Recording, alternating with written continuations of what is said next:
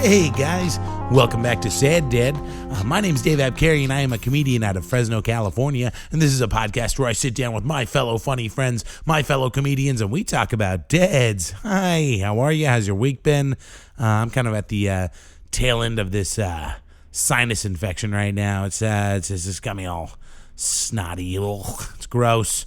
But I hope you're doing better than that. Man, it's been kind of a fun week of shows. Had Nicole Yates out this week and had a lot of fun with her. Did a lot of podcasting with her. I was actually on friend of the show Matt Cole has a great podcast called Honest Ignorance. I was just a guest on that. He released that last week, I think it was, and it's really good if you want to know more about me and my story. It gets pretty deep. I only cry a little bit over the course of the podcast, but it's really good. Yeah, check that out. I think it's on iTunes. Honest Ignorance, maybe on Spotify. I don't know. I was going to talk to Matt about that. I'm like, bro, you got to get your shit out there. It's got to be everywhere. Like this podcast, like SAD Dad. We're everywhere, you guys. All the places you keep tripping over SAD Dad, just walking into the grocery store. Like, well, what was that? Was that a podcast? It just scurried off into the bushes. What's going on? It was my podcast. Yeah, check out Honest Ignorance, Matt Cole. He's doing some great work on that podcast. I'm also later this month, I guess March. It's practically March. I'm on an episode of it's a heavy metal podcast.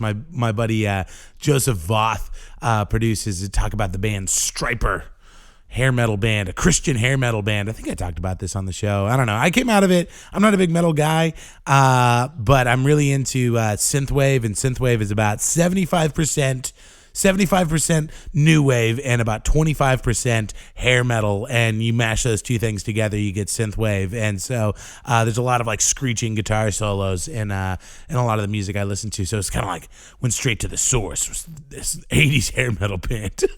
I don't know. It's pretty good. I had a lot of fun. Like I said, I came out of it a Striper fan, which is weird to say, but here we are. Got a couple of things. First of all, Today, as of this recording, is my 3-year comedy anniversary. I'm a 3-year-old comedian. Goo goo gaga. Goo goo gaga. Let me play with your iPad. I want a warm baba. Some of you might be thinking, 3's a little old to still be on the baba. Well, you know what? Everybody has their own comedy journey, okay? Don't judge me. I like my baba. Did everybody call it a baba? Is a bottle? Did everybody call a bottle a baba? Was that just me? Is this some weird childhood thing that's coming out right now? Okay, all right. This is out of control. But starting really cool. Again, if you're in the greater Fresno Clovis area, come out to a comedy show. What are you doing, huh?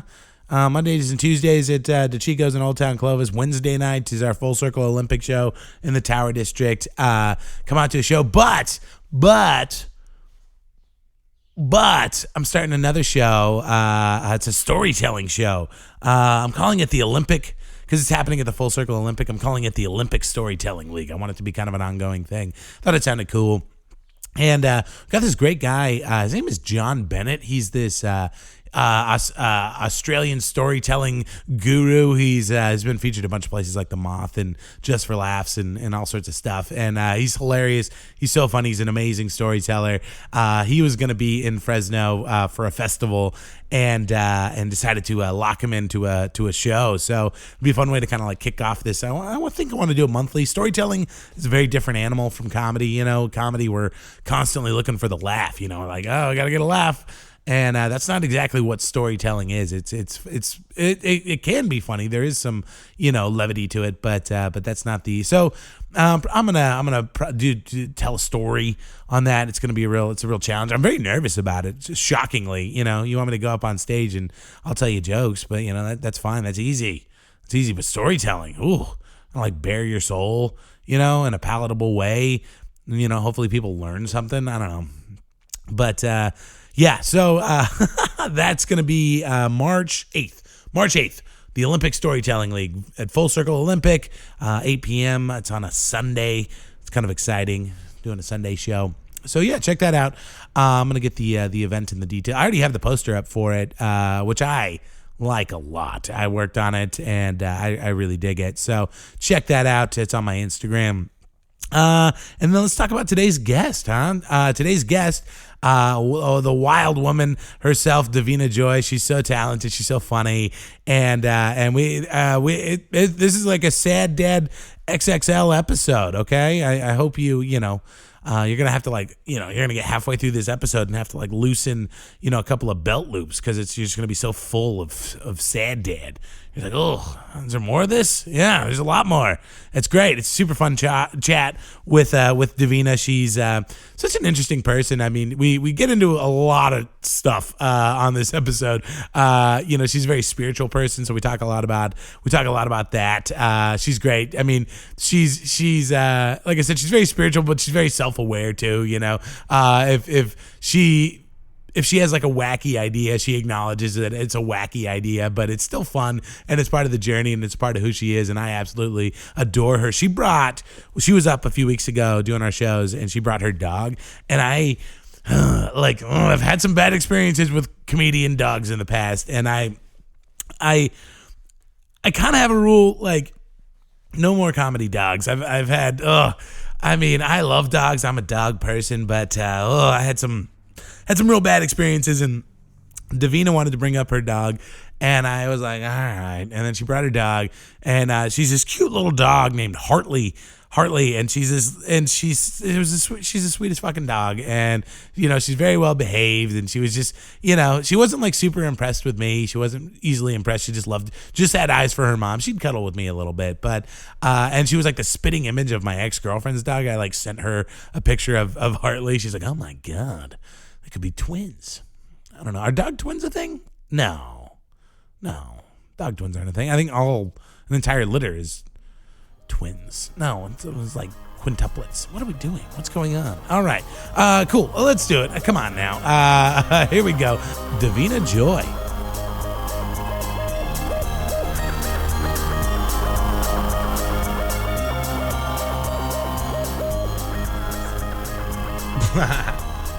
Yeah, you look like you get a game face. Get your headphones on there. Game face. Does it matter which side? No. Yeah, it doesn't specify. I like that. Are they small? Okay. Yeah. These are nice. Custom fit. Dude. It's good. How do you know the size of my head, bro? I don't know. I just figured you figured it out. I'm missing one thing. My weed pen. Oh, yeah, get your weed pen. Since you're smoking, I know. May as well. She's, I don't know. Was she just staring at the door the whole time I was in there? Yeah, I mean, she came and sat by me for a little bit. I don't know. She's a nutcase. She's so indifferent towards me. I mean, she's not. She's just Hartley's not like the dog that. She's very independent, I feel like, for a dog in a lot of ways. And she's, even when I get home, she's not like, oh, my God. She'll be, sleeping and be like, oh, what's up? You know? Yeah. So I feel like she comes off as a little different, but she's sweet. She loves you. Yeah. Well, she loves me when I ask for it. I guess I'm used to very needy dogs. She's not a needy dog. Yeah, she's not a needy dog, which is really, really nice. What? She's very independent. My Chihuahua, the neediest. So I had this, it was a good balance because of her being able to do her own thing. But, when he was getting attention, she'd be right there. They both wanted the attention. Right, but if him and I were taking a nap for, 3 hours together, she'd be playing with herself, in another room, Yeah. So that's nice. Have you always been a dog person? Has it always been your... I've been an animal person. Yeah. I've had a plethora of animals, from horses to... One time I saved a little, groundhog or mole. I still don't know what it was from a cat's mouth. Yeah, it was a little... And it never got bigger. I kept it until it died. I had this fucking animal for years because I had a mouse in this cage and we split the cage in half and just had the gopher and the mouse on each side. It was this wood cage. At one point they were trying to chew to each other and I had to put a blocker, but I had that fucker for years and years and years and years that I just saved from. I don't even know how you take care of it. You were a horse lady though? Horse ladies are crazy. I love horses. I grew up riding horses. Yeah, I fucking love horses. I feel like that's a whole lifestyle. It is. I think anything that is a passion is a lifestyle. If you're an artist, you're looking at art shit all day. You're doing art shit. You know what I mean? So life is it's what you create. Like, what life do you want to lead? And that's where you should be putting your interest and your time into. I don't disagree with that, except when it comes to horse people. What do you mean? I'll tell you. Why do you hate horse people? I don't want you to take offense to this, but if I was swiping on Tinder, if I saw a girl with a horse in her picture, I always swiped left. So a horse show person is different from a horse person. Okay. I 100%. Someone into shows, someone into races, dressage, that's like bougie as fuck. Like they're so pretentious. They think like there are horse people I think that are definitely like ew. That's the same with yoga people. Oh shit. There are yoga people that you're like, this is not what yoga is about. You're not better than people because you fucking do yoga every day, right. you know? And it's not about comparing yourself to everything. It's about compare yourself to yourself. Like Sure. be better than you were a minute ago, you know?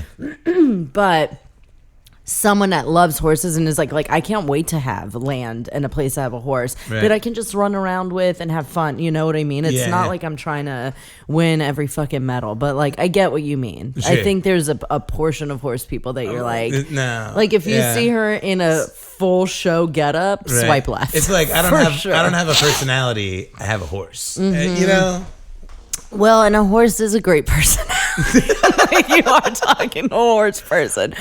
Horses are big dogs. They're so fucking smart. They're energy readers. Like they're empathic. Like they're very, very, very smart. You can't fool a horse. Like if you're coming to them with a weird intention, they feel it, they know it. They'll look at you like I fucking see you. You know what I mean? Yeah, so when a horse trusts you and loves you, you're like, there's such a peace and a groundedness and just like I'm a good person. This validates that my heart is kind. Welcome to Horse Talk with Dave and Davina. How did this start? I know. As you just stare at cows across from you. I love those cows. They're so pretty. Those longhorn cows. And then you just love to go get a burger, you piece of shit. I know. I was gonna. Are you like a pescatarian or what? Mostly. I mean, I eat a lot of vegetarian too. It's not that I don't think fish have feelings or validity or whatever. There's just something in my body that will sometimes crave. I'll be like, man, I need salmon or I need that kind of whatever. And I just haven't found anything else that like satisfies that. But I really try to minimize it as much as possible. And I admit, I do dairy. I love milk. I love cheese. And I would really love to...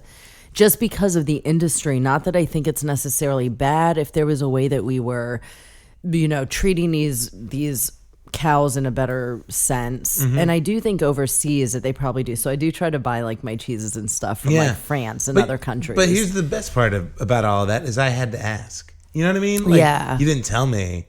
You know what I mean? Like you were like, I'm not like pushing it on people, and not like Danny wearing a shirt that says plant based. It's like get the fuck out of here.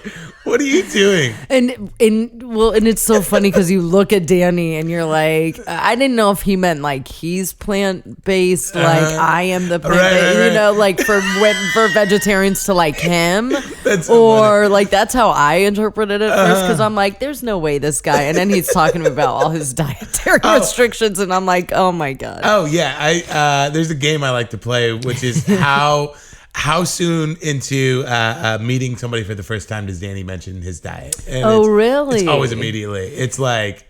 Which is another horse person type mentality, like the vegan mentality or the like, I'm better than you because I'm not eating these animals. In some cases, if the animals were shown love and kindness, had a really good life, and were slaughtered in a loving, I know it sounds fun to say slaughtered in a loving way, but done in a like ritualistic, like good intention, like thanking them, blessing them, like words are so important, not this like manufacture like treadmill of animals just being their heads cut off and being treated shitty.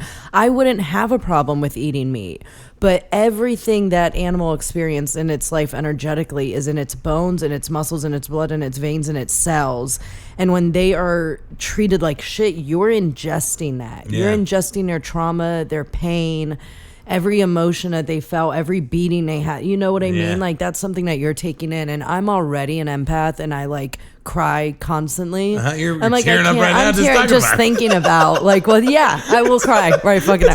I've cried on so many podcasts. You have no fucking idea. I cry all the time. But like, just to think that I'm absorbing that can't taste good to me. Like, what the fuck, you know? But I mean, it tastes a little. You're like, but it tastes good. You know, I mean, with the right seasoning, a little cheese. I don't think you throw on a prayer. You weren't doing enough cheese. You need a little cheese and a little prayer. Well, now they have all of these substitutes. I mean, the Beyond Burger. So I don't like the Beyond Burger at most restaurants. I don't know what they're doing, but it looks like a processed patty. Like, it doesn't look the same as if you go to the Beyond Burger at the grocery store. It looks like a beef burger that they just like put together. Right. Yeah, it's good. It's like I've had so it. good. You know, Daniel, when I hang out with him, he'll cook it up every now and then. We are at a barbecue and I mean, Well, you know what's funny is my ex-girlfriend, she's been a vegetarian since she was 13, and she didn't like it because it was so realistic. Right. She was like, oh, no, like, this is like... I have friends who are like, it's not that... Like, I don't eat meat because I don't like meat. So I'm not chasing something that's imitating meat, you know? So the taste or the flavor, the smells like, ugh. Yeah. I loved meat. Oh my God. When I was a kid, I got the T-bone piece of steak as like a 6-year-old. Like, I could eat 2 Big Macs in one fucking sit. My mom's like, where does it go? That's why I'm the smallest fat girl on Instagram. Because I'm like, I love food. I will fucking eat like a fucking pig. That's this one in here. She's like that. Love food. You're so lucky because so many parents deal with kids that are like, I don't want it. I don't want it. She'll put it away. Just eat it. So when I stopped eating meat, my mom was like, no. I'm like, what do you mean? She's like, no, I am not cooking any different for you, you know? And I was like, cool. So I became anemic because I lived off like Doritos. Oh, funny. And like, I was just like, I'm not going to eat. You're not going to force me to eat something that I don't feel like I want to eat, you know? Was she ever like, just cook it yourself? You know what I mean? Yeah, and I would, but it's like I'm a kid. I'm not making any. I'm not sauteing vegetables. I'm not eating anything that's like that great. Even though I do love vegetables, like good veggies, mashed potatoes and some good veggies and shit, like asparagus or something. I fucking love it. But it wasn't something I was making myself because I started at 11. I quit eating beef and pork, lamb, any of that, like red meat aspect. And then chicken and turkey I took out of my life around 2013 because I saw this fucking video. It's always a video. It was a friend who's like, oh, this turkey, I'm like healing it back. And it's like following him around and it has this personality and total, like he could come down and it would hug him. And then I saw something with a little boy that had a chicken that would like hug him. And these are just actions and emotions and feelings of an animal that you don't think that they would ever be that way. So the second I see they have that, I'm done. Yeah. I'm done. Where did you grow up? I grew up in Fairfax County, Virginia. I was born in Africa. I was born in Nairobi, Kenya. And I was there for the first like 3-4 years of my life. And then we moved to Virginia. So I grew up on the East Coast and then I found the weather of the West Coast. Oh, okay. Yeah. All right. Yeah. Were you born an American citizen, or did you have to like go through? No, but my dad's American. Like I had both citizenships until I was 20-something years old, and then Africa doesn't allow for dual. And so my parents didn't tell me. They weren't like, hey, you need to make a decision. I think because my dad knew, I would be like, okay, I'll take African. Like, fuck America. You know? I don't vibe with this place at all. And then just have to have a green card and make things so much harder for myself. Sure. So he just never told me, and it defaulted to American citizenship. And I think I was like 25 when I'm like, Dad, when do I need to make the choice? He was like, you're an American citizen. Oh, yeah. It's like some deep, dark secret he's been keeping from you. So I hope she never asks about her African citizenship. Right. I'm sure if I really wanted to, like, I don't know that. It's like finding out you were adopted. I was born. So we have to have a conversation. You're an American. You're an American. No. Why didn't you tell me? I'd rather be an immigrant. You were adopted by a country. I think I could probably get African, like Malawian, if I really wanted to, like, give up American with my mom being Malawian. I don't know how it would work in Kenya, even though my birth certificate is Kenya. Like, that's where I was born, but my mom's Malawian, so I don't know. I don't know how that would work out. I mean, what, like... I'm not going to change. I was going to say, it seems like a lot of work. And I don't like work. Like, it's not that I'm, it's more that I'm lazy than anything. Well, that's great. So you're growing up out there in what you said it was West Virginia? No, fuck you. People from Virginia are like, oh, I'm so sorry. We are not West Virginia. Hilarious. West Virginia's Jerry Springer. Okay. And Virginia is like Dr. Phil. Just Okay. kidding. We were Jenny Jones. Yes. We were Jenny Jones. Oh my God. I loved Jenny Jones. I did it's too. so ridiculous. I watched a shocking amount of Jenny. I think I had a crush on her. The first time, oh really? Yeah. That little old lady. I mean, she was a babe hottish. back in the She day. was. Yeah. The first time I ever saw another Davina spelled the same way, I was watching Jenny Jones, and there was a Davina, and I almost broke the TV. Like I was like, I am the only. I deny the existence. Sorry, other Davinas. I'm the only one. And so I deny the existence of other Davinas, and I remember them saying it, and I was like, what did they just fucking say? And I go look at the TV, and they had it spelled out the same, and I was so mad. It triggers me. I should work that out meditatively. What's life like for what's growing up in Virginia like? Horses. I mean, it was nice, Is you it know. rural? Like where you? It is. It's very like it's the suburbs of DC. So I grew up like right outside DC, but like it's not city. It's just like here when you're driving, there's a lot of like. There's not a lot of freeway. I guess there's interstate highways is what they would be called. But it's long roads, big. The roads are small. It feels like when I moved to Arizona the first time, I'm like, these lanes are huge. Like, why are these lanes so big? Right. They're definitely like smaller lanes as far as through the neighborhoods and like not the hot highways, but it's beautiful. It's so lush and green. I was always about nature. I've always been an animal person. There's Great Falls Park. So I lived in McLean the first few years, and then by second grade, my parents bought land and built a house, and that's where we moved to, and that was in Great Falls. I got you. And so it was just like being at the park, like running amok with my friends. I Yeah. had friends like across the street, like in another neighborhood, and just being ridiculous. Yeah. But I love that I was raised on the East Coast, because I think people from the East Coast have more, I don't want to say character, but more value to like who they are as a person. Like the word is bond, trying to like, it's not, everything isn't defined by like, oh, I have a Mercedes or a mansion or this, and they're rich as fuck. Like I mean, I would drive by houses that just blew my mind. I'm like, one family lives there. Why? How? What is the point of that? Yeah, I mean, that makes sense because there's a lot more history there, which probably means there's like more cultural identity, you know, as an American, you know, like there's diversity for sure, right? Like know? out here was the Wild West for so long, you know, like I don't know that I guess we have an identity as a Californian, but like I don't necessarily know what my American identity is, you know what I mean? Like it's like I don't know, I could see. I just feel like when I moved out here, there was so much more like what I have over who I am. Like I'm defined by the materialistic gains. Like my success is defined by what I own. Especially down in LA. Especially, but which I lived in Arizona for like 10 years before. I never thought I'd live in California. Oh, really? It's everybody that I would ever meet when I lived in Arizona and I would bump heads with, because I'm a pretty cool person. I meet people, we connect. I find like, I love making people laugh and have fun with. So most of the time I meet somebody and it's great. Like we may never talk again, but we'll have an amazing moment in the time that we were together.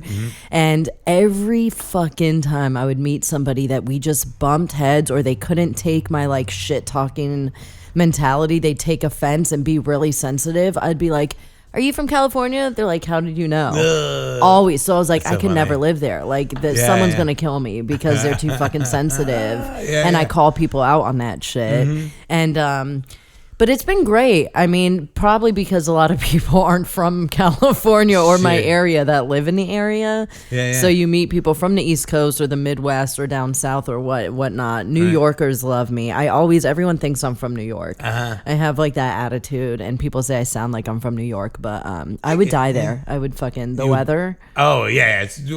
What kind of kid were you growing up? Like what were you like? Were you a good student? Weird. No, I wasn't. My parents sent me to boarding school. Like as soon as you were getting grades, before grades, it was always just like, she's smart, she's good, but Davina talks too much. Like I knew in elementary school I was going to be a comedian. Right. I just loved to talk. I would not shut up. And the teachers would be like, Davina's fantastic, but every report card is like, she talks too much. Like, we just need to get her to stop talking so much.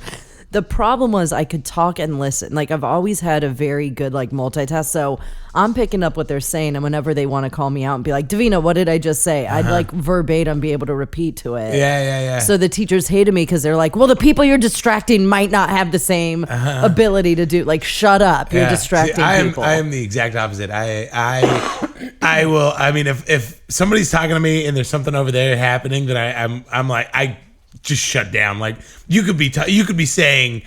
So you stop listening to who's talking to you and start paying attention to who's over there. The worst. I'm still nodding. I'm still nodding. Like, I mean, they feel like I'm engaged with them, but I'm like, just. And the worst is it'll happen like while I'm talking. Like, I'll be in the middle of something and I'll hear somebody else saying something more interesting than me. And then I just kind of like trail off. I do this with Tanya all the time. I'm just like, I'm just saying gibberish. Nonsense is coming out of my mouth because I'm more interested in what that other person is saying than what I'm saying. That is so funny. I love it. It's just like, what are you doing? I was always... Are you having a stroke? Yeah. Like, are you...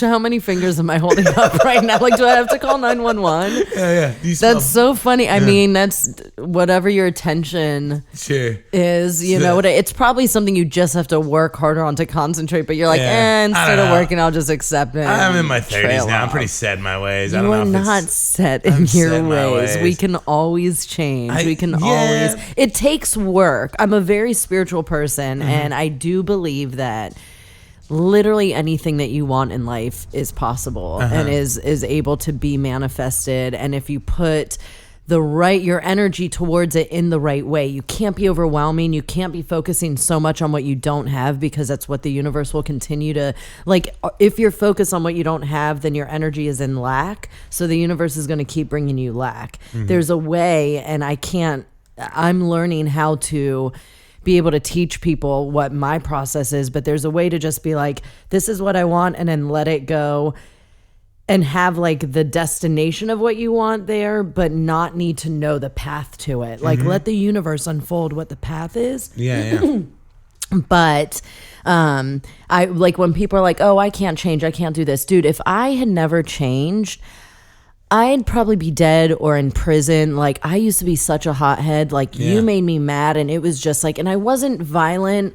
Like, I'm just poison words and evil words, and I can make you feel like shit, and I can make you cry. And there's so many things that I would do that I'm like, I'm not even a mean person like that. And I know I got it from my mom. Like, my mom loves in a very negative way. And so that's how, like, it was like, oh, if I like you, then I'm probably talking shit about you. Why would anyone want to be friends with someone like that? Like, and there's a difference between like poking fun and making it like lighthearted, and then using something you know about someone against them, which is stuff that I'd done before too. You know? And I feel like that, like, I feel like that allows for a lot of like shitty behavior, though. I think it empowers people to, I should say, or gives them an excuse. Like, it's like, you say a bunch of shitty stuff to somebody, it's like, oh, bro, I wouldn't say that I'm shitty just stuff. kidding, You know, if I didn't like you. It's like, it makes you not be accountable. Exactly, right, exactly. And it's like, I don't know, my feelings are pretty hurt right now. You know what I mean? Like, and your feelings are valid. You know, I had a friend... And it doesn't mean it won't trigger me. I had a friend recently, a few months ago at my gym, and she knows me very well. She knows I'm a shit talker. She knows, like, I might be like, what up, slut? And I'm totally kidding. Like, it's it's in a loving slut, way. I'm giving you the loving slut. I'm not judging you. And she was wearing this cute little outfit, and I was like, look at you, you cute little hooker. And, like, I kind of saw her body language, like, tend to, like, have a reaction to that.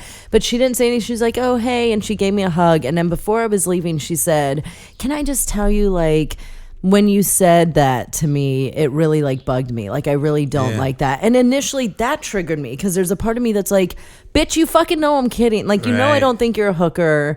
This is your own thing. Like, whatever that brought up in you, because what does trigger you is your own thing. Like, people might be the person, like, bring experiences that she might have had her own, and she might have had, like, some insecurities about that outfit or whatever, and then you just hit it right on the head, like without even realizing it, and from a good place. And so I had to stop myself, instead of being like, girl, you know I'm kidding. Like, you know I love you and that there's no, like, maliciousness and an ill will in my words and intention to you.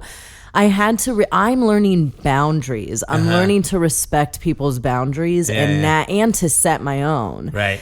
It changes your entire world. So there's a part of me that said, I'm so sorry. You know that would never be my intention to make you feel a bad way. I will definitely do my best to watch, because I can't promise you that in seeing you, I might not be like, hey ho, like as a joke from it, because that's so natural to me. Like you're saying, I can't change, but I can do my best. Right. Give me 1 second. Oh yeah, no worries. I can keep talking to myself. Just kidding. Hartley Beats, come here. Back up. Thank you, Sarah. No, we're right. All right, thank you.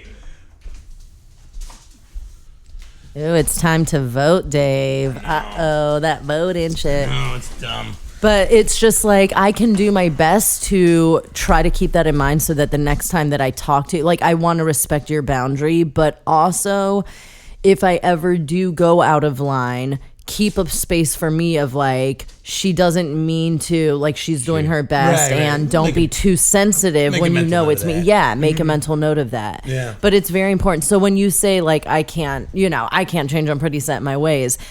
We can. You might not want to, and you don't have to. Oh yeah, you definitely don't even have to. That particular thing is the least fucking. Yeah, like I have so many other things. Way more on the list. But how I interpret that or process that, or what that makes me feel, is that like there's a obstacle in you being very present. You know what I mean? Because I've had that too. Well, so a lot of it depends on when and where it's happening. Like, because a lot of times it happens when I'm when I'm at a show, like a show that I'm producing, because I'm very hyper aware of everything that's going on.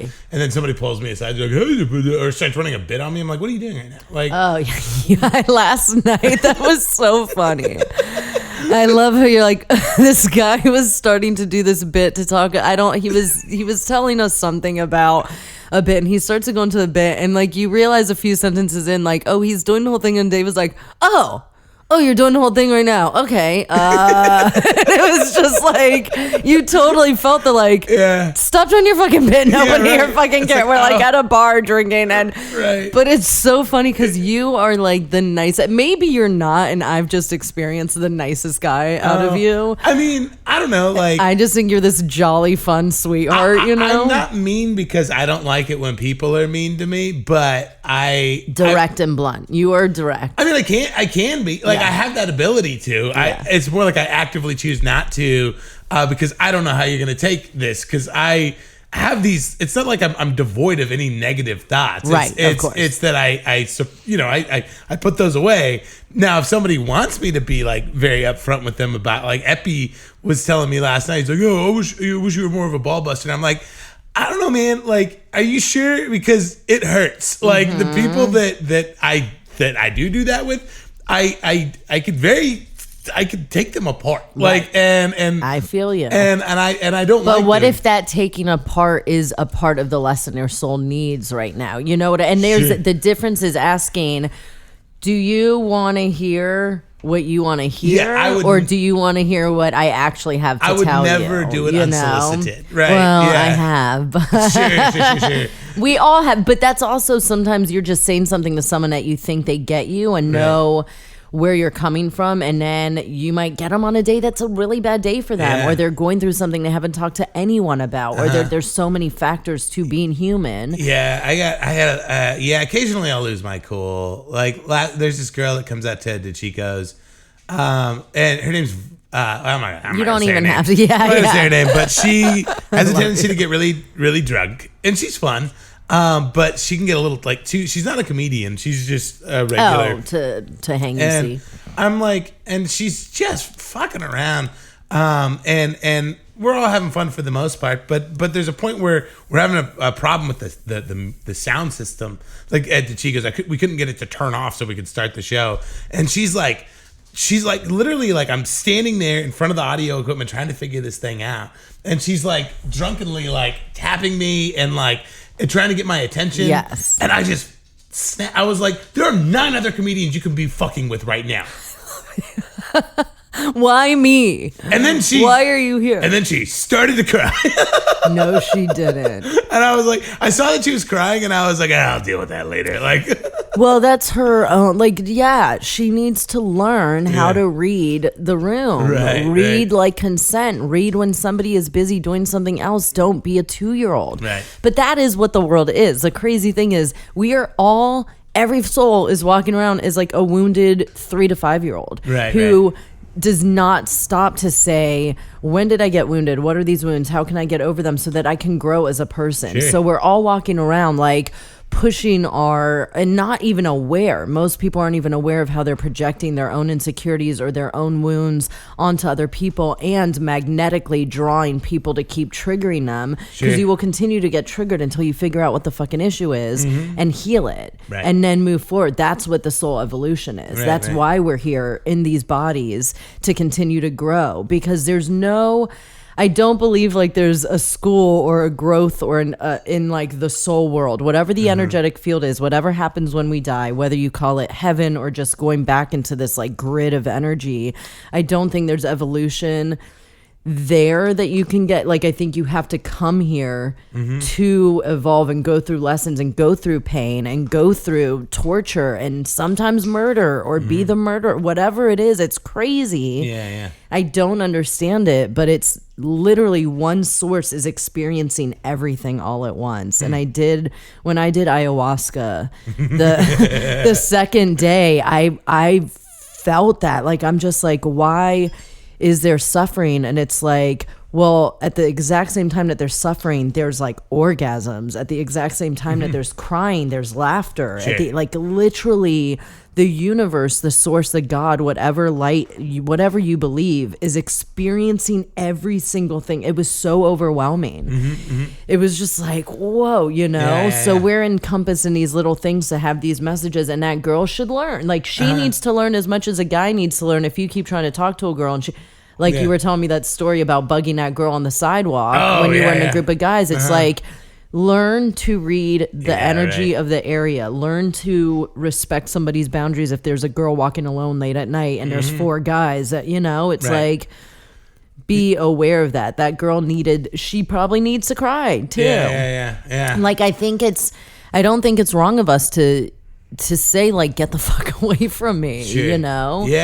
She should know it on her own. Or I mean, yes, you could have been like, hey, super busy trying to figure this shit out. I mean, you being here, definitely not helping. I'll talk to you later when it works. You know, like, that is another level of communication. But, like, sometimes it annoys me how stupid people are. And I'm like, I know I shouldn't go from 0 to 10 or 11 or 12 or 13. But, like, the fact that you have no common sense to know, like, that I have to tell you verbatim why this is a problem. Yeah, like, you're a grown-up. You're a fucking grown. Who's wiping your ass every day? Like, are you even, like, there's some things that you're telling people, and it's just like, how do you survive life? What was boarding school like?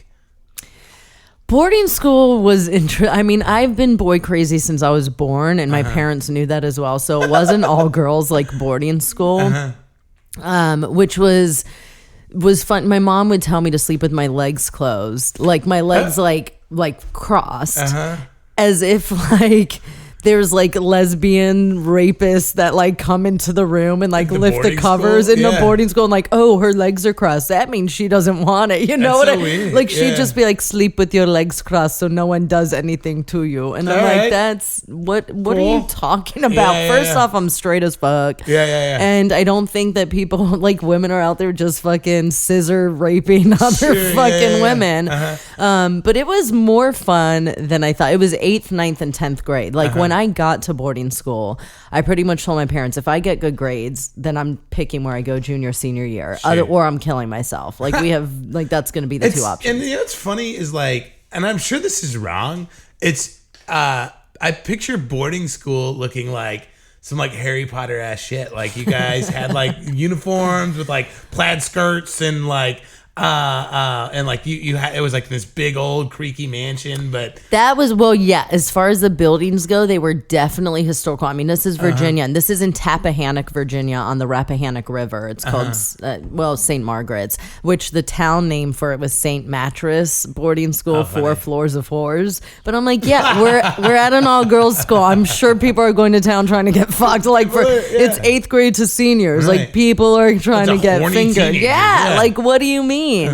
But it was definitely like creaky buildings, and there were definitely like presence there, and the stories of the town and the lady in white and all that shit. But as far as like, we were able to wear what we wanted. We didn't have, it was actually my junior and senior year at Bishop O'Connell Catholic School that I had to wear uniform. But we were able to wear what we wanted. I mean, my 8th grade year, I don't know why I started wearing a picnic tablecloth like around my pants. And that was like my identity for like so long. So that's, I was always weird. I was just a eccentric person. People laughed at me all the time. It didn't matter if I was crying or if I was happy or sad. Like, everything I'd say, they'd be like, that's so funny. I'm like, fuck you, you know? But I always knew it was going to be my purpose too, because the way I felt when people like laughed, the way I felt when I was engaged in conversations and like just telling stories or making people laugh just was just like everything, you know? Yeah. What, I mean, and were you like really into like stand-up? Like, were you a fan of the genre? Or? Well, this is back in the day where, first off, boarding school, like we had like times you could watch TV and stuff, and then there's 150 students that are all fighting for whatever. So no, it wasn't like I was sitting there. If I could watch funny movies or watch stand-up, but it wasn't accessible like it. I was born in 81, so we're talking about I'm in boarding school at like 12 or 13, so this is like 90 something. And like the internet is starting, things are starting, but it's not a huge thing. My boarding school is like, you're not streaming Raw or anything, or like, or like any, you're not, there's just, the ability to watch stand-up is limited. And if we had time off, there was just like an area you could go play. I played tennis, I played basketball. They would have weekend activities that you would sign up for to like go do mingles at the all-boys like boarding school at like Christchurch. And there were things that you would do. Like I saw who is the harmonica playing group, Hootie and the Blowfish? Oh, is it Hootie and the Blowfish? I think they got a harmonica player in Hootie and the Blowfish. Yeah. It sounds like the suck right it in, time suck it in, and rambling. I think that's Hootie and the Blowfish. And I went to a concert and like got to see them. You know what I mean? And there were times like you could take weekends because we had day students, so the girls that lived in town, and then we had the boarding students. So you become friends with the girls that live in town. You go away for a weekend, hang out with their family. Like it wasn't bad in that sense, and I'm glad that I went. I don't regret anything in life because everything happens for a reason, but leaving my junior, senior year just so I could go home and like be immersed again in like co-edity and all that and like have a car and stuff. I don't know if I would do that again. Like part of me is like, if I could relive it, I would maybe stick it out at St. Margaret's for junior, senior year, because it was really, it wasn't like a horrible time. It just wasn't a, was it pretty like, I mean, do you feel like it was there like a lot of structure to it? Like, do you feel like maybe that's what you liked? Probably. Like my first, as soon as I got there in 8th grade, I knew that from 7 to 9, Sunday through Thursday was study hall. And you had to go to like the main library. Everyone had to go if you had bad grades. You had to all be together to be watched for study hall. If you were on like an honor student or got good grades, then you could study in your room from 7 to 9. And there would be somebody in the hallway that would come check in all the time because you're not allowed to sleep. You're not allowed to like fuck off. You have to be doing your homework, but you could do it in the luxury of your room. So after the first semester that we got grades, like I was always in my room. Like I became I'm very smart. I'm just very lazy. I don't apply myself the way that I should. I feel like I might have been Albert Einstein in a past life. Like I feel like I've lived scholarly lives. So now I'm born being like, I've contributed. I'm not doing any book shit anymore. Like now my work is spiritual. I think I do have a lot to offer this world on a spiritual, like raising the consciousness of the planet level. And that's where I'm trying to figure out like what are my processes to grow and get through the pain and become a more fulfilled person, even through the thing, like I would love to be in a relationship with someone. I don't know that that's going to happen in this lifetime for me, like on a serious commitment level. Sure. I'm definitely going to keep fucking people, you know, but like there's a thing you do, and I don't know if you know you do it, maybe you do. I think it's hilarious. But you've already done it once on this podcast where you like remind people that you're straight, like you're like, I'm very straight, and then you're like, and,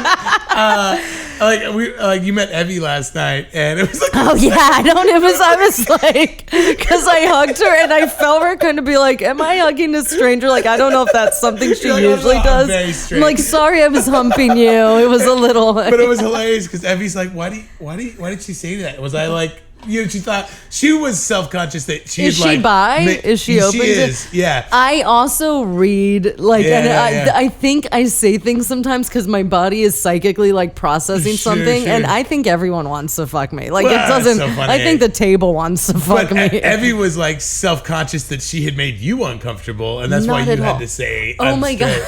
And so it was, but it. I thought it was hilarious. You're like, oh, hi, hey, like, I'm Davina, I'm very straight. Like, I remember hugging her and feeling like I held her very tight for the fact that we literally knew nothing about each other, and feeling her like pat me lightly but also loosely, kind of like we're in an embrace right now. Like there's a hug and there's an embrace, and then me being like, sorry, I'm just trying to hump your girlfriend like right in front of you. It's just, I take everything back to sex, and I have I'm a gay man in a woman's body. Like I have a masculine quality about me, I feel like, because I'm very independent and just like, I'm like, oh, we got to build a chair today. Let's build the fucking chair. Like I love building things. Sure. I tell all my friends, if you order something from IKEA and you need to put it, like, call me. Leave me alone with it. Like I will put it together myself. I love constructing like furniture shit. I have no idea why. Right. And not to say that can't be feminine, but just like in the collective mind of society, what people would probably categorize like masculine. And I have a lot of women that are gay and want me be like, you're just not like, you don't know yourself yet. You're a lesbian. Funny. Like when I was younger, I had so many lesbian couples try to be like, what do you mean you're not gay? Like you are, and you have no idea. And I'm like, it's like you're being very dismissive. You know what I mean? I also choke on dick as much as possible. Like this is something I'm like craving and looking for. Like it's not like I'm just like, fine, a guy hit on me, I guess this is what I'll take. Like I've always been a psycho about penis. I don't know what it is. Well, I mean, and that's okay. You know, it's like, okay. Can I be a straight woman? I feel like being a straight woman is almost like ugh, blah. You're only straight. You're only straight. You're not gonna fuck anything that moves too. You know, like I'm pan, bro. Like, it's like, what is that one again? I gotta Google it. And I don't even know how to work a vagina. Like I'm just like, me and her are still trying to get to know each other, and I'll be fucking 39 March 1st. You know, it's just like, I don't know. But so I think women are gorgeous. Like your girlfriend is fucking hot. Like if I was into girls, and maybe that's the thing, that there's like a side of me that's like, if I was into girls, you'd be the one. You'd be the one. You'd be the one. Everybody's got a type. Like, and so I'm just like, she's beautiful. She's got a great energy. Like as soon as you're telling me stories about astrology and shit, I'm like, oh, I like this. You know what I mean? We had a big fight over my birth chart and how I didn't want it, and she was going to make it whether I wanted to or not. We are the same person, her and I. Like that's so funny. It's like, oh, okay, where do you keep your birth certificate again? Like what's your mom's phone number so I can find out your exact time of birth? It's so funny. It's so important. What was that change? Like when you decided to leave Virginia? Like why did Oh, well, my junior year of high school, my parents, I'm sure, regret this. My sisters, I have 3 sisters older than me. They're 9, 8, and 4.5 years older than me. And the one who meth sister, don't miss her. She is great, but in prison. She had moved to Arizona when I was like a kid, because we're 8 years different. I think I was around 10 and she was 18 and moved to Arizona. And we're talking one day. She's like, you should come see me out here. And the second I got off the plane, I was like, oh, I'm going to live in Arizona. Like, what? Because back in 2000, 99, this was actually probably 98, 97, 98. Arizona was so beautiful. Like the weather was actually dry. Like I know it's like dry here. El Nino was probably. You remember El Nino? I do remember El Nino, but affecting Arizona? Yeah, why not? Don't ruin this theory. Okay, I'm trying to support your story. No, but like with climate change that people pretend it hasn't happened. Sure. Yeah. Arizona now, like it used to be maybe 10% humidity, 13%. Now it's like 30 or 40. And it's still 114, 115 degrees. It is it's miserable now. I used to always think I'd live in Arizona or have a place there. I don't think I could now. I go visit my mom and I'm like, I can't get motivated to do it. Like, it's just hot and stuffy. And it's like, how do you guys live here? How do you live here? And my mom just stays in her house. She's like a hermit, so she's fine. But so I went to visit my sister in Arizona, and I got home and I just was like, I called her one day and said, do you live by U of A or ASU? And she was like, ASU. So I applied, I got into their Virginia Tech, James Madison, like everywhere that I applied, I got into. That's great. And that had been my whole life. Like, I'm going to go to Virginia Tech. This is going to be amazing. I left. I went to Arizona. I'd never even seen the school. Like, I did my orientation in New Jersey with my parents. Like, and then I flew to Arizona and I was like, bye. I actually moved back and went to George Mason for a year. And then the day I got back, I was like, Mom, I'm an idiot. Like, why did I just move back? I'll be in Arizona in a year. And then I was there for 9 years before I came here. Wow. So. What did you graduate? What's your degree? I graduated it took me 4 years to get an associate's. Remember, I hate school. There's no shame in that game. There's no shame. It's not for everyone. Like, even my goals to be a comedian and actor, like I was taking some classes, but I'm like, I'll get the experience in life. I've always been someone that's like, just go live life. And it's not to say that if you need a fact about something that happened in the past, I'm so grateful and thankful we have records and we have technology and we have books and the ways to like see what happened, because that's how we learn. And there are people that are into that, great. And it's great.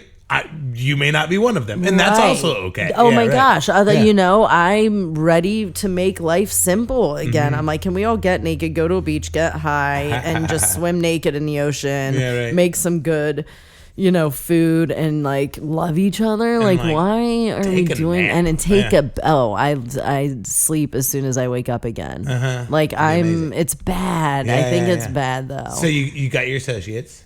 So I got my associates, and then that was that. I went to Arizona School of Massage Therapy as well, and I graduated in that. But I knew I was going to be doing comedy and acting, and it was just a moment. I watched a Bobby Lee interview actually. Oh, funny. And he was saying how people always would be like, "What's your plan B? What's your plan B?" And he was like, "I just knew if I had a plan B, like that's just saying like acknowledging my plan A isn't going to work, and that I'll need a fallback." So I was like, why? No, I can't do massage therapy. I could have been so successful now. I've got great hands, great energy, and good massage, like good intuition. But I was just like, I'm not going to. So I paid a lot of money to realize like I'm just gonna keep pursuing the comedy thing and the acting thing. And when did you actually like get into the comedy? Like, I mean, when did that actually? Well, in Arizona, I worked with Tony. Do you know Tony Visick? It sounds familiar, but I don't know if I know. You might have heard of him. He did classes, which I love Tony as a person. I think it's great. I think comedy classes are kind of bullshit. They are and they aren't. If you're not sitting down, like working with someone, writing with someone, getting to deliver things, like really like having that one-on-one, like I think that's how you learn. So you don't necessarily need to pay someone. You need to get your tribe of people that it's like, we like to hang out. We're creative together. I don't mind helping you like formulate this joke or get something better, and vice versa. With him, it was like he'd tell us to go home, try to write a few jokes, like give us some structures to go off of to write, and then we would go up on stage, and then it would just either be like that's good or that's bad. There wasn't like this is how you make it better. This is how you make it better, like giving a perspective or just like a showing of how to make it better from my remembrance. Like I it's not that I don't feel like I grew, but I don't know that I did. But I paid a lot of money, Well, I mean, I don't know. I mean, it seems like you got something out of it. Definitely the connections to people and being immersed in the one thing, and this is why I know I'm supposed to be in the comedy world, but I also feel my platform is like a little bit bigger on the sense of, do you know Kyle Cease? Yes. Like Kyle Cease way, because I think I'm here to tap in and channel like things to help people like tap into their own spirituality if they choose to. Not every soul is here to be able to do that, but there's a lot more that are going to help shift the energy of this planet. Like we're in a crazy time in history and existence. Like it is a wild time. It's a wild time of being alive, and all the things that just are happening, the acceptance that's happening. Even if we want to focus, I don't watch the news. I can't because it just wants to focus on everything negative. You know? It's all negative. It's just all negative.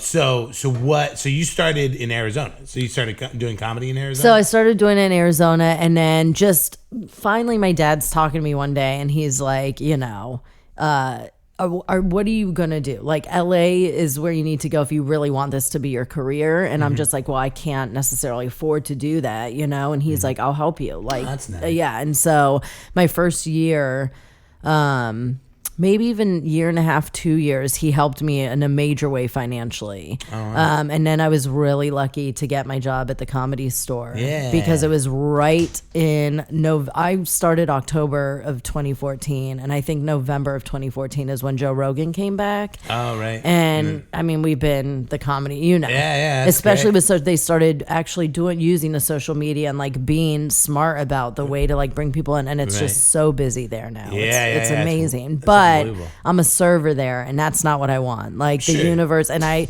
there's a part of me that feels like I need to leave so that I can come back as only a comedian, like because I'm a good server. Because it's exactly. So that's the worst. That's the fucking being.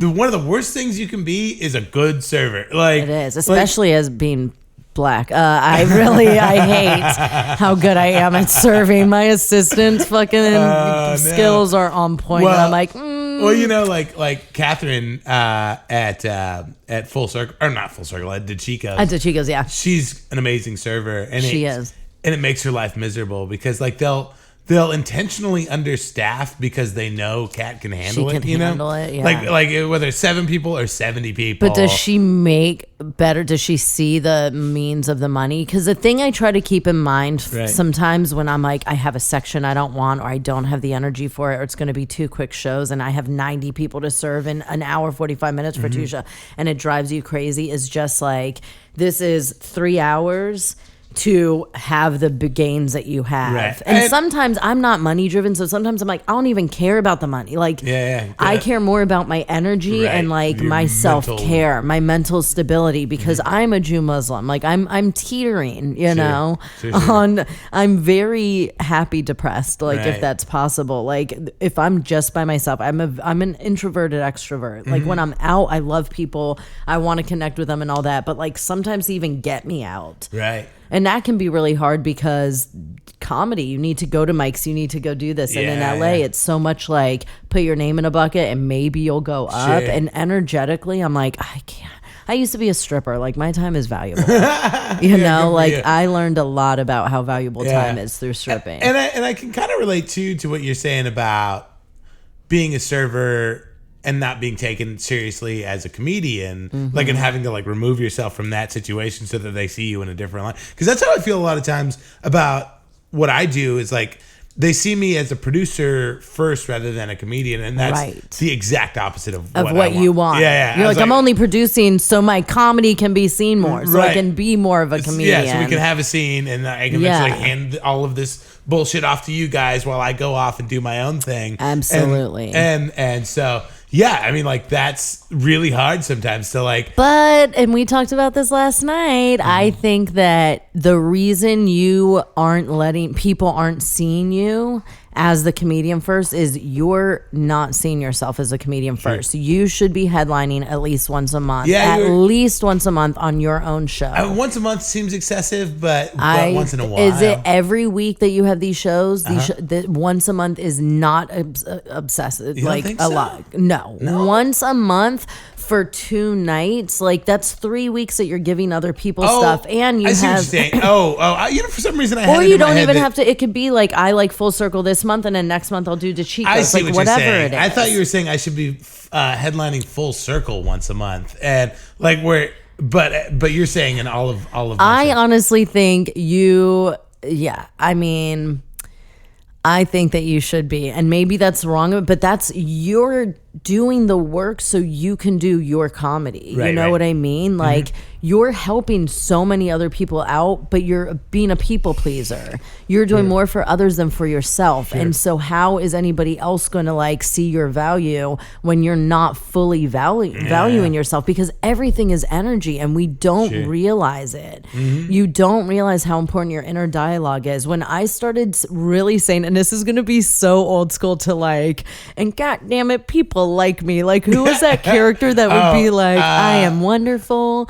I am beautiful, and gosh darn it, people like me. Was that Dana Carvey that was doing that, or was that Adam Sandler? It sounds more like a Dana Carvey bit, but I can picture it. Yes, like it was a Saturday Night Live, I think. But like, it's so true. When you, if somebody stopped, like took one day of their time to be like, oh, I'm having an inner thought and write down what it is, I bet 99% of it would be negative statements about yourself. Sure. It would be because the ego doesn't want us to grow, because it wants us to be comfortable in like, whether it's pain, whether it's lack, whatever it is, but you not feeling like it's like, I'm worth being able to give myself 1 week out of 3 weeks. Right. Even if you want to headline both the fucking shows, you're doing. I've produced a show before. If you have not produced a show, it's not just going, oh, I'm going to do a show here and then I'm picking these names and that's it. There's so much work behind it that people don't get and people don't know. People canceling last minute, having to fill things, having to have like,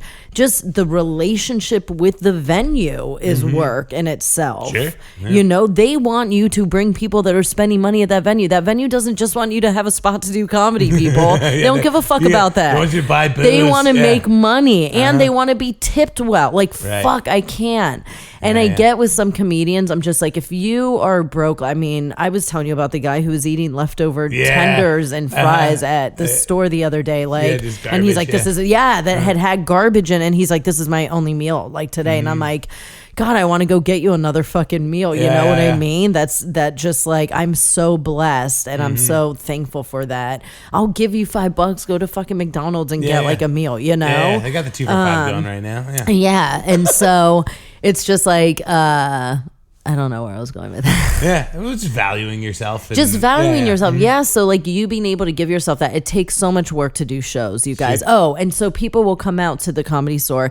They'll get like a drink and then like not tip us. And I'm like, if you're a comedian and you want to be valued at this place someday, don't piss off the waitresses or any of the employees. That is such a like.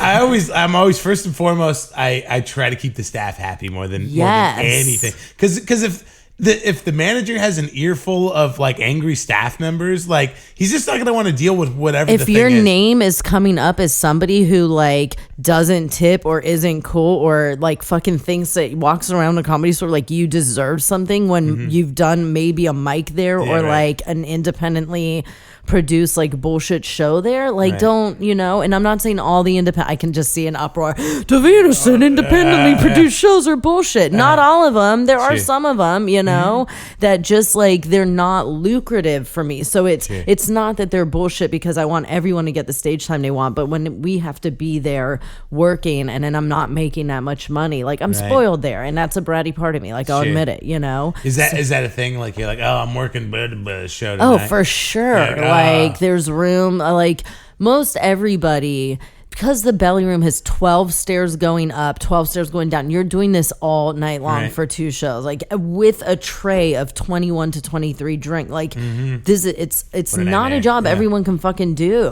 You know, there's people that have come in. We had one girl throughout the time I've been there who her second day of training, like midway was like, hey, I'm gonna leave. Like this is a lot, and I'm not. Because we only have one service bar and the most we have 3 wells at one time. We can have like 650 people there at once, all needing to get the minimum 2 drinks from 7, 8, 9, 10, 11, 12 servers. And only, it's a crazy place. That is insane. It's insane. It's so fast, the energy there, but it's beautiful in its insanity and the madness and the and then most everyone there's a comedian, so we're all mental cases. Like we're all lunatics in our own right, you know. I work in an insane asylum. We're always like, this is an insane asylum, you know. Good. Yeah, that's wild. And it's amazing. Like you can party there. Like my job's a party at the end of the day. I walk through taking orders and laughing, hearing like the best of the best of the best comedians. I'm at school. I'm getting paid to be at school. I don't have to pay to go to school. You know what I mean? So the independence that I've never had this financial independence from my parents and from everybody. And so like being able to know my dad doesn't have to think of me as like giving me, like she needs me to stay together. Yeah. My mom, the best part of this is when I was a stripper though, where I put the kibosh on this. She is the type that like wants you to need her financially because then she's holding something over your head, you know, like if you make her mad, she'll still say to me like, oh, I will write you out of my will. And I'm like, go ahead, Mom, I don't care. I don't care about the inheritance. Like I don't. I've never been defined by money. My dad's a Jew. He hates it. He's like, why aren't you more money driven? You know, I'm just not. I want experiences. I want to be happy. I want to enrich somebody's life. I want to be kind. Like I'm here to serve. I'm just lazy, you know? Well, you're Davina Joy. Me. And there's a podcast called SAD Dad. Where we talk about dads, and you have a dad. You mentioned him a couple times. I do. Yeah, and I was talking to you about this yesterday. Like it's such a big thing. It's a big ask. So I like to start at the beginning. So where did your dad grow up?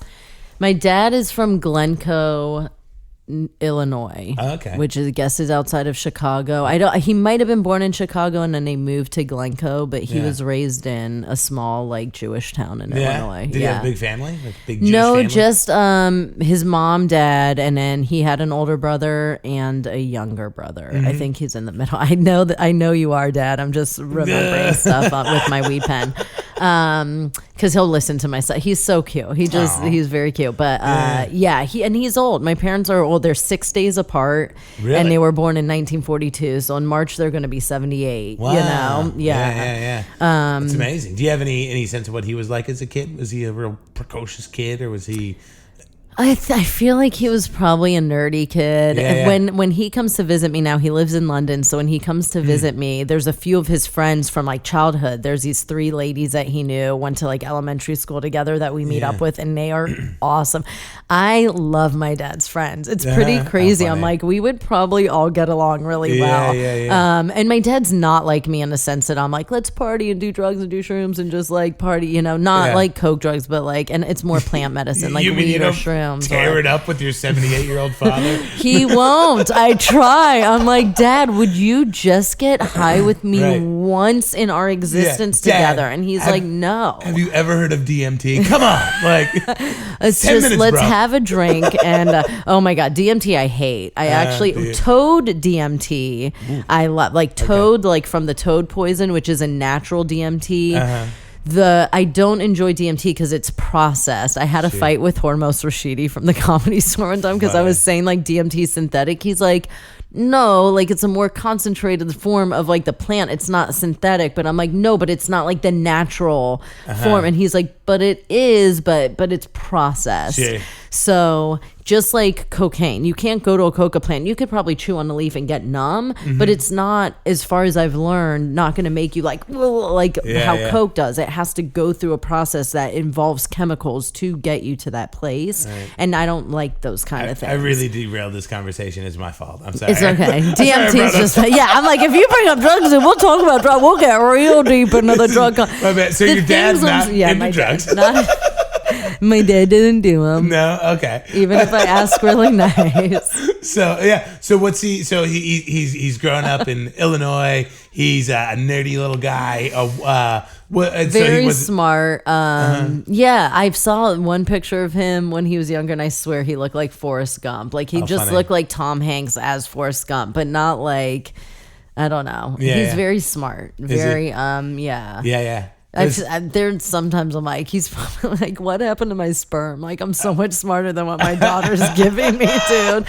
But he's also artsy. Like, he went to University of Wisconsin-Madison as undergrad. He went to Harvard for graduate, and he's an international lawyer. And at Harvard, like, he started, like, he was a part of starting, like, the theater program and arts program. So he actually has like an interest in what I do, I feel like. Sure. But back then it was like his dad was a lawyer, his brother was a lawyer. Like, you just... But he's got a little creative backbone. He does. Oh my gosh, he can play piano. I don't know that he ever even learned how to read. Like, I think just off ear. Like, my dad can fucking just jam on the piano. Like, it's awesome. Yeah, for I got sure. you. So he grows up in this little suburban town, goes off, becomes a lawyer. Yeah, becomes an international lawyer. So he's been to like... Yeah, what does that mean? Between 77 or like 80 countries in the entire world. Like, it's contracts. So he does like the contracts between businesses that are trying to come together, or different countries that are trying to like work together. Yeah, I got you. He's worked for the World Bank before. I think he did that after he was in the Peace Corps, is how he met my mom. Gotcha. So like he's an amazing guy. Yeah, I love my dad. I mean, we've had I was such a piece of shit to him during a portion of our life. And even as a kid, my parents wanted all boys. They have all girls. And as a kid, this is part of like my comedy that I didn't even know I was being funny. I was like, it's okay, Dad. Like, you're just not man enough to make another, you know? But like, I didn't know as a kid, like people would laugh and be like, damn. And so I thought that was funny. So like, I'd say it, and now I'm like, Dad, I'm so sorry that I used to tell you you weren't man enough to make it. It's still true, but I shouldn't have said it. You know, sorry, I no belittled filter. your masculinity for no reason. At 7. You know, like not even knowing what I'm doing, because they always wanted to talk. But it was also me having a defense of like not being good enough because I'm not a boy, and all of the, like, you always wanted boys, but you got fucking girls, so get over. My mom to this day will be like, I never should have had children. And I'm like, bitch, you had 4 and we're like 39 to 47. Accept it and like get the fuck over it. And she's just caught in this story because we're not what she wanted. Like, she grew up in a way where you do what you're told. Like, she wasn't in love with my dad, from what she says. Like, she liked him, and I think she loved him in a sense, but her mom was like, you're gonna marry him, he's gonna take you to America and give you a better life. And that's just what was gonna happen. It wasn't even about like her wants per se. We're talking about the 50s, 60s in Africa and on a farm, you know what I mean? Like, talk a little bit about that. So he's in the Peace Corps, he's in Africa, and I guess he meets this woman named Sherfanisa, and he falls for her. And I mean, you can hear, I don't know if I've ever asked my dad his actual perspective of their love or their getting together was, because like my mom just was always so vocal and negative.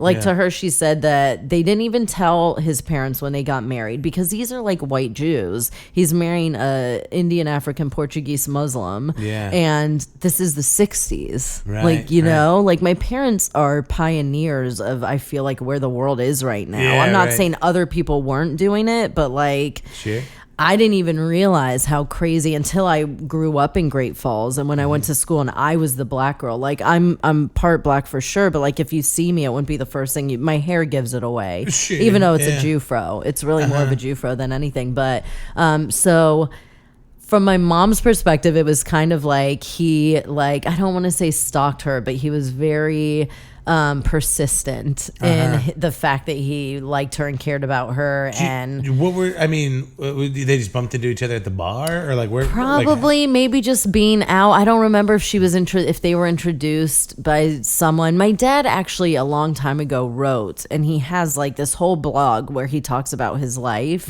and I just want to read it so bad, but I hate reading. Like, reading's so hard. Reading isn't hard for me. Reading comprehension is hard for me, and they are so different.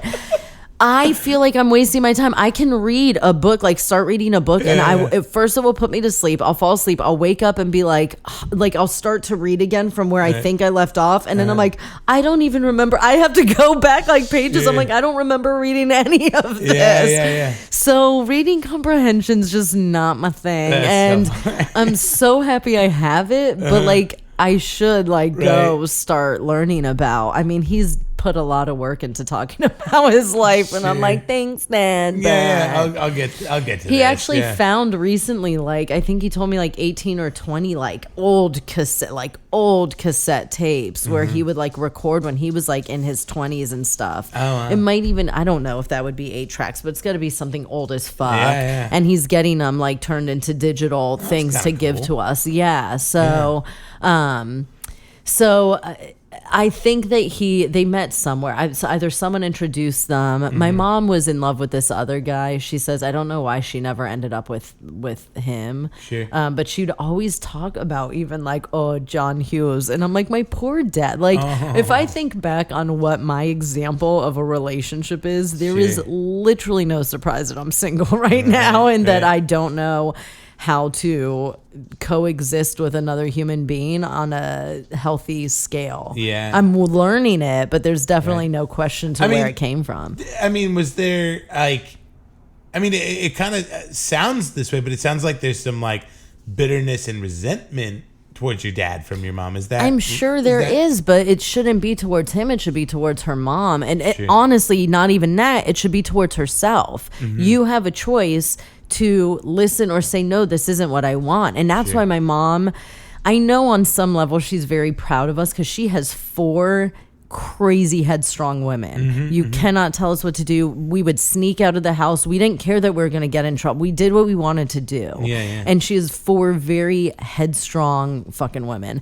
And so like daughters who are very sexual, very outspoken, just like you can't hold us down, you know? And that I think it's everything she wanted to be, and that she was in some aspects of her life. But when it came to like, oh, my mom spoke or my dad spoke and told me to do this, I do it. Like you just don't. You speak when spoken to. You listen to what you're told. Like kids should be seen, not heard. Like they're all like my parents are Trump. Like they're not. My dad's always been a Democrat and he's always voted for like. But they're still 80, going on 80 years old. Yeah, so it's the a different mentality time and generation they are progressive. My mom's a little less progressive. My dad's my dad's Bernie, dude. That's so funny. Like he's fought for. He was in the Peace Corps. He like helped build villages in Africa. He's spoken so many languages. He's fought for people's rights, and he's a good-hearted guy. Right. And I think there's probably regret from his side of marrying somebody that it wasn't the most loving. Like maybe he was seeing it differently. I could see my dad kind of being someone that like could push all the red flags aside because he loves so big. I probably love the same as him. And like, I mean, from his perspective as like a wide-eyed idealistic young man of the world, like that's a very romantic story. Like you're in Africa, you're working towards a greater good. You meet this woman, this exotic woman that sweeps you off your feet. You know what I mean? Yeah. Like there's you can almost see the narrative building in his own head. Totally. Of how like he might want this to go. Yeah. And then obviously didn't work out exactly like. I mean, they were together they got divorced after, like, officially. They were separated before that during my high school years, but, like, they got divorced after they were 27 years of marriage before. Yeah, and they were together a few years before that. Yeah, like, I don't think I could handle being with somebody for 30 years. There's a part of me that always knew they were going to get divorced because there was a part of me that's like, this is not a healthy life. You know what I mean? It wasn't like I ever saw them being hella affectionate or having, like, my mom's a nagger. She wore the pants in a fit. My dad was pretty much afraid of her. Like, if I wanted to do anything and I was like, hey, Dad, can I go out to my friends? He'd be like, well, what did your mom say? And I'm just like, can you make a decision? So for me, meeting a man with a very strong backbone is huge because I love my dad to death and I think he has so many strengths. But growing up, there was a big part of me that just saw him as weak. Really, like, make a decision. Who cares if this makes her mad or not? I've always had this very like, I'm living for me. I want people to like me, but if you don't like me, then I'm not. What am I gonna do about it? Like, I'm like, you want me to go kill myself? Do you want me to go jump off a fucking mountain? Like, because I'm not. Like, I will someday, but I'm not right now. So it's just like, it's so funny. Like, just this morning, because Abby's mom's a real bad bitch too, and like just this morning, I was like, because I was just like hanging out with Abby. I like hanging out with my kid, and I'm like, hey, I know you're homesick today, but like let's go get lunch later. And she's like, Mom said I gotta stay home, and I was like, no, I mean, yeah, sure, like yes. But does Mom have to know we're I was gonna say, get... I was like, Mom doesn't have to know. Yeah, and Mom doesn't have to know. And it's okay. We'll make sure that we keep up on your medicine, like your ibuprofen. Right. We'll keep your fever down. It will just be go get lunch and come back. Like right. you'll still rest. She was like, let's do it next week. And I'm like, look, I will. If you go to lunch with me, we'll go to the store. I will buy you a Lego set. Like I don't know. Now you realize right now you're fighting with her mom for power. Like this proxy. Has nothing to do with actually wanting to take Abby to lunch, right? Well, her mom and I get along really well. Right.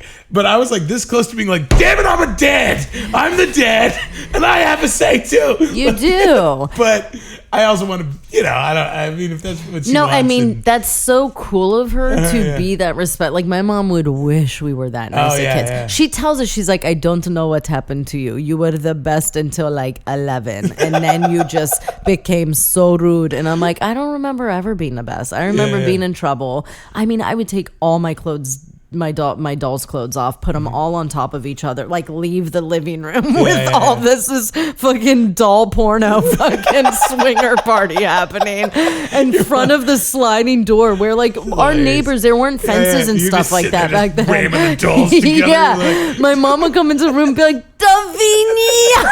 Like fucking, I come down, she's like, what are you doing? This poor lady, everything, but her mentality was like, don't be a slut, don't be this, don't be that, and all she kept telling us is don't be, but the universe doesn't hear the don't. We were so it's like, be a slut, be and we were all free spirited, but I used to get in so much trouble. Oh my God, for just so many things. How funny. But my dad wasn't as active. And I remember up until maybe 7, like him being there for like my birthdays, like that was always like a priority. And then at some point in time it being like, oh, I'm sorry, I have to be in Africa because we have this meeting. I was going to ask that was literally my next question is like, what was your relationship like with the guy? I mean, like, obviously he's traveling a lot, all the for time. work. I mean, but when he was home, was he there? Yeah, like helping you with homework. Was he at the school plays? We could not. My dad, I don't know how he taught other children. He had such a short fuse with us. I don't know if it was just a feeling of like, I'm smart, my kid should be really smart. And you know what? My oldest sister's a lawyer. I don't talk to her, but she's like probably a multimillionaire. Like she's great. Like she's married to an FBI agent who's like FBI for drug trafficking. Would he get Jewish mad where he's like, just hot, just hot head, just like, just get it. And math has never been. I love like that Larry David Bernie Sanders angry, like it's an angry old Jewish man is the funniest thing to me. Yeah. I mean, obviously he wasn't old at that time, but yeah. But he was older. I mean, my parents had me. I'm born March 1st, and they're March 25th and March 31st. Oh, no kidding. So they had me at 39, but then they were 40 right in the same fucking month. Yeah. You know what I mean? So my parents, and this is back in the 80s. Like 40-year-olds having babies is weirder. Like it was not as I feel like common. Right, and nowadays my parents are older than some of my friends' grandparents. It's fucking it's pretty I'm like, bananas. what do you mean? Yeah. Your grandparents were 67. Like, how are they that much? That's crazy. I also hang out with like young people that are like 24. All my friends are young. I just think because I'm young at heart and they can handle me being insane. You told me your age last night, and I was like, wow. Like, I never ask a woman her age. Yeah. But out of decorum, I guess. But I don't even care if people ask me. Yeah. I changed that. I shifted that under because society saying it's wrong to do that. How about someone who died at 23 fucking wishes they were 38? They fucking wishes they were 38. Yeah. They fucking wishes. They fucking wishes. They fucking wishes, bro. They just fucking wishes. But like, why are we ashamed? Well, this time I'm Janice, yo. Why are we ashamed to get older? Like to have more life experience, to be wise? Like I don't think it's about wisdom. I think it's about looks. But people meet me, and sometimes people are like, and if they're energy readers, they'll know that I'm about my age, you know? I've even had people that get older that, yes, that hurts. There's a part of that hurts because most everyone guesses younger. Right. But I see that the equation is like, you look younger, you're very young at heart, maybe you're overcompensating from being a little older, so that's where they get their guess. But I think we need to switch that, because what my chronological age is to what my biological age is, I'm healthier than I've ever been. I'm stronger than I've ever been because of rock climbing. Of course, like I'm in better shape than I've probably ever been in my life. So like, I don't care that I'm about to be 39. Like I'm fucking hot. There are times where I think about the fact that I'm doing Naked and Serious. Like I have my Naked podcast. And it's like, oh, I gotta get on the ball while people still interested in seeing me naked, because at some point I'm gonna be Joan Rivers, just be like, welcome to Naked and Serious, you know, my vagina's on the ground, but we're here to talk, you know, naked, like whatever that stupid shit, like I can't, so dumb. That's it would be funny. so dumb. Oh man. But like, the fact that our looks are, if you're a good, happy person inside, you will always look young. I swear to God, the people that you meet that you're like, there's no way. I didn't think that Danny was 51 going to be 52. Like I thought he was probably 43 to 46, like somewhere in his, and that's not a huge, but it's younger, you know?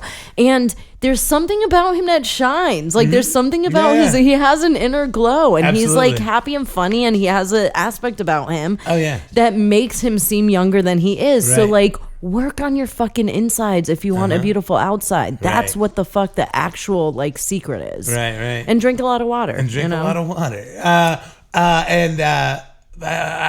lost it. I had it and I lost it. I was something about your dad. No, you're fine.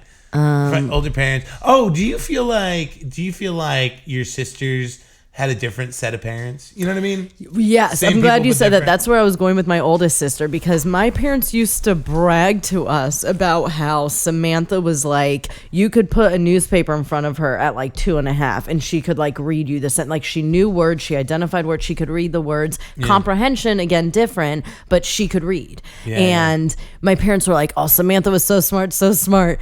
No, you did the work with her, you fucking assholes. Like you sat with her and you entertained and nurtured that to make her that smart. Like you got lazier with Melissa, lazier with Natasha, and nothing for me. Like I'm just I was always smart. Like I learned to read and stuff, but it was probably Samantha that taught me, you know? I think especially being 9 years older than me, there's an aspect where kids like babies. Like kids want babies and they like babies. I think that was my phone. Oh, that's okay. And so it's crazy how much this picks up. Like it really picks up everything. Kids love babies though. So I think when you have a kid that's like 9, 10 and then you have a baby, it's like, thank God this kid can help with like the majority. Because that's going to be like playing house to them. Right. You know, sure, I'll change the diaper. This is the funnest thing ever, you know? But by 13, they're like, I'm not fucking taking care of this kid anymore, Mom. You had him. This is my sister, not my daughter. Seriously. But they sent her to boarding school. So she was like gone after at a certain wild, time. like the spectrum, like your parents' kids run, like lawyer, inmate, naked comedian, like. Oh well, there's another one. There's Natasha, and she's like in real estate. She does like the broker end, lender end of mortgages and stuff. So like that's hilarious. Is it like every other one too? It's like. Well, Samantha's successful. Melissa's just Melissa. Like she's, I guess, the black sheep, if you would say there's a black sheep, but she just. Out of all of us, like I still have a Virgo ascendant, so rules and structure like kind of matter to me. I like things to be fair, and I do like to have some structure, because how do you know if there's fairness if there's no structure? Like then it's just chaos, you know? But I don't agree with the system. I don't agree with how the government is run. I don't agree with how we have things right now, but I do think we need things. You know what I mean? There has to be a revamp of the structure. But Melissa was just always like, my mom, I remember her telling a story of them being in the car and being at a red light. And Melissa was like, well, you can just go. Like, there's no cars coming. And my mom was like, no, Melissa, like the light is red. She's like, but there's no police around. Oh, funny. Like, my mom was like, what the, like, she's like 8 or 9. And she's like, what are you? And my mom says, oh, I got a shot before I knew I was pregnant with Melissa, and that is why she's crazy. Like my mom everything to my mom is just like something. Or it's everybody's fault but her own. Oh, the name Melissa is cursed too. Like when she meets people and they're like, if they're pregnant, gonna have, do not name your daughter Melissa. It is a cursed name. That is awful. She's a nutcase. At some point, that's got to start feeding into itself too, where it's like Melissa may have had some trouble, and then your mom kind of like doubled down on like all of these external factors, and then you know what I mean? Yeah, like Melissa. I mean, she was always the thickest one. We've always been very kind of small and petite people. Melissa was she had just a thicker thighs, thicker butt. She was just the chunkier one of us, and she hated it. But it would be my mom like, "Oh, you're going to the fridge again, Melissa." Like she doesn't. My mom, if she's in line at a grocery store and a bigger person is buying like all candy that she has no clue who they are, a complete stranger would be like, is all that candy for you? Jesus. Like my mom she doesn't think it's rude. Like she's a little bit racist, a little bit, like she has a lot of things about her, and she's like a black racist, so it's okay. But but she gets a pass. She gets a pass. Yeah. But like even when I was younger, and if I had a boyfriend, he was always like black. Like I just loved black guys. I'd fuck whoever. But like if I had someone I was dating, they were always black. But my mom would be like, oh no, like make sure they're colored, not black, like at least mixed, you know what I mean, but not that's like, full American black. Davina, don't bring them home. I'm like, Mom, stop saying these words. That's a cultural dynamic that I think is lost on so many white people is like the varying degrees of like like African black like African people and American black people, they fucking don't like each other. Like a lot of like in Africa, they're very proud of education and being successful and do that. And I'm not saying black people here are not, but in the system that we've created for them, where there are ghettos, where there are projects, where it's harder for them to have a happy fucking existence in life, then they look at them as like, oh, well, you're doing drugs or you're in a gang, like that's bad. But it's like look at the music you listen to, glorifying these and what are you creating? But it's like they're doing that to take care of themselves for survival. So there's this crazy catch-22 and this crazy fucking circle that's like, until something in the system shifts to actually take care of. I don't know if it's Yang saying that there's a universal income for the country. Like I don't know if that's something, because I could see the world like businesses being like, oh, well, now someone's getting a free 1,000 or whatever they're going to get for universal income, not knowing that's going to go towards their rent now, or that's going towards this. We can raise our prices for this and that. Everybody, like the amount of the people raising prices and then people not being able to afford stuff anyway. If we were given quote unquote free money, even though it's money that we're putting back into government, I think that would it even make a difference? Because other people are going to like counterbalance that with being greedy. Yeah. You know? I mean, I don't know. I'm sure they're like, I don't know. Unless it was like this money can only go to like rent, or this is like a specific we probably need to be on a different podcast. I don't know how to understand. I don't understand. The whole system needs to be different. I just invested in Tesla and I'm like, I have no idea what I just did. Burn it down. Like, let's burn it down and then to see what happens. I mean, you're not wrong on any of that. I mean, maybe I am. Like on some levels, I'm definitely not an expert. Like I say a lot of things with expert confidence. And I am. I'm an expert on like some drug experiences in sex. I feel expertise on. It's all about the presentation. It's all about the confidence of what you say. But we're saying something about my dad. Well, right. Well, here's a moment of truth. Okay. We got to bring this thing in for a landing. This is wrap it up. Dumb. Get you on the road. Endings. Okay. I know, but you've been thinking long and hard about this, and this is part of the show where I ask for a dad-ectote. Yeah. Did you ever favorite dad story you like to tell? Okay, yeah. So dad-ectote isn't like a moral lesson. Oh, no. It's just, it could be whatever the fuck Yeah, I couldn't think. It's so funny. It could be sad. Because I was telling him I can't think of like a specific story. Yeah. But I think for me, I'm more about experiences I've learned in my spiritual. Like if I'm not the past and that's not what's defining me more than who I am right now, then like why am I remembering things from the past all the time? Which is a big shift for women, because trust me, we want to remember everything and hold it against you. Oh, good. Good. But as with my dad, like Specifically, I remember he always nurtured my love of nature. Like we lived when we were in Great Falls, and we had some woods like in the back of our houses. So I remember just kind of going on like outside and like treks and like walks with him, nature walks with him. Yeah. But one thing that came to mind as we were just talking is the Commish. Do you remember the show? The Commish? Oh, I don't know that I do. The guy from the bald white guy from I think The Shield was in it. Oh yeah, like, was in a Commish. What's that guy's name? Chickless? No, he was also the thing in something like Chicklets, but Chickless? No. But he was also the thing in the Fantastic The Commish cast. Okay.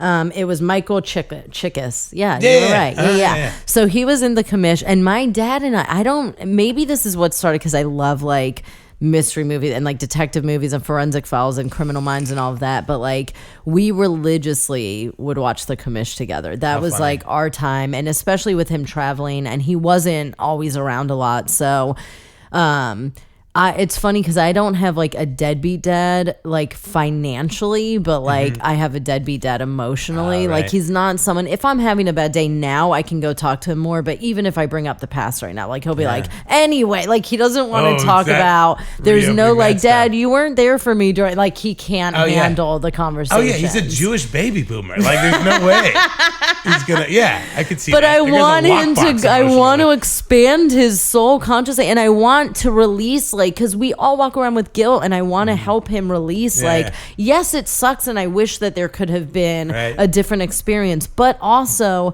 it's okay that experience was what it was. We've moved on. I've worked through my feelings on it. Like, or I'm trying to work through my feelings on it, but I need you in that. And so when you put a block to not talk about it, anyway, that's a whole other thing. Sure. But like having like the time to watch the Commish, like was just a really special time for me. I mean, we couldn't work on schoolwork together. Like he just like would explode. But we can watch this silly. But we can watch show. this, or like I can talk to, like even letting me bring that gopher home, like showing up and being like, hey guys, look what I just saved from a cat's jowls. Like, see this bloody mouse thing? We're gonna take care of this forever. You know, when my sister got her appendix out, we got a horse. Like it was. How funny. And your dad's doing well these days, living in London? He is. My dad's so smart, and he's definitely grown in a lot of ways. I know I can talk to him. Oh, another thing that came up. My dad loves Howard Stern. Oh, like I think a lot of my perversion comes from like my dad for sure. But my mom, I think, is a secret pervert. So anyway, but he loves Howard Stern, and one of the coolest things I got to tell him, because when I was a stripper, I have this thing where like if I like squeeze like my butthole, not my butthole. Sounded bad. I'm not squeezing my butt. I'm squeezing my butt muscles together. Like it makes my whole body like vibrate. You're literally vibrating. So I wrote Howard Stern, and the subject was the human vibrator. This is in 2005 when I was a stripper, and I actually went on the Howard Stern show while it was still on E network, before it went to doing like the satellite radio. And I went on as the human vibrator, and like hilarious. It was, my mom didn't even know I was a stripper yet. Like I told my dad I was stripping before telling my mom, because we just had that kind of relationship where he had to accept everything about me, and he did. But being able to be like, dude, I'm going on the Howard Stern show was That's like, so funny. It made me proud. I was like, if there's anything he'll ever be proud of me about, it's that I got to go on the Howard Stern show, because he fucking loves Howard Stern. That's amazing. Yeah, like, oh, that's my kid. That's my kid. The naked vibrating one. That's hard. In a thong vibrating on fucking it was like I did it to Howard, I did it to Artie, and I did it to a couple of the people that just come into the room. I can't remember this one bald white, but you can, I don't want to tell people how to find it, because I was so not myself on that, because I'm such a pervert and talk so bad, and you couldn't on TV then, so I'm like, I don't know what words I can use, so I feel like I was so hyper conscious about what I was saying. 15 years ago we were all different. I was a kid too. Like oh my god, let me go on Howard Stern now. Like I was trying to get robo spanked too. Like I love the robo. I was just like, I don't have feeling in my butt, so let's see if this can make me feel something. Hilarious. Anyway. But yeah, so that's my dad's. That's great. That's a great ending. And he's doing well, living his best life in London. He is. And he comes to visit twice a year. I have a sister in Florida, Arizona, Georgia here. Like he Oh, goes wow. and Yeah, visits I my love it. sister in prison too. And so like he's got a full, like at 78 he still travels. He's going to be in Africa like on Saturday. He's going to visit a friend in Zambia. Like he's still Good for is him. active and Yeah. doing his thing, and I'm so happy. Like yeah, he's great. Well, if people want more Davina Joy in their life, where do they go? Where do they find you? You too, you want it. My Instagram is at the smallest fat girl.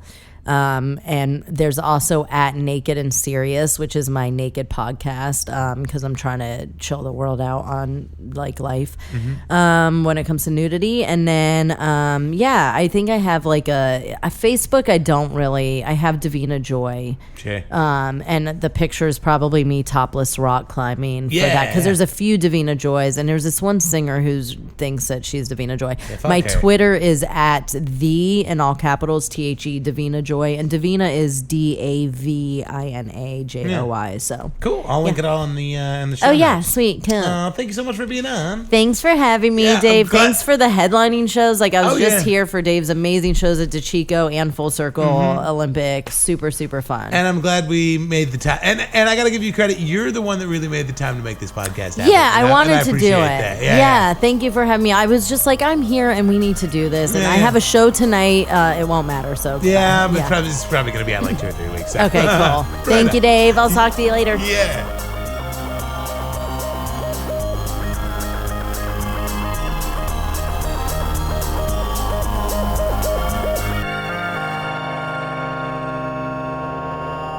Davina Joy, how great is she? Follow her on all the social medias. And that's it for this week. We're gonna be back next week. Got a great episode with Adam Martinez. He's great. He's a dad. He's a dad. He was a young dad too. He had a kid at 19. You know, now his kid is 18. His kid's an adult. You know, and Adam's just a couple of years older than me. So it's wild. We kind of get into to all of that. It's a lot of fun. So check that out next week. I think I'm going to send you guys off with something a little different this week, huh? Yeah, maybe mix it up. You know, I like to do that every now and then. So this was it's a fun little chip tune. That's what they call it, a chip tune. Don't ask me why. It's just what it is. It's a real banger. It's called Powers. I named it after my friend Scott Powers. So I'll catch you next week. Adios.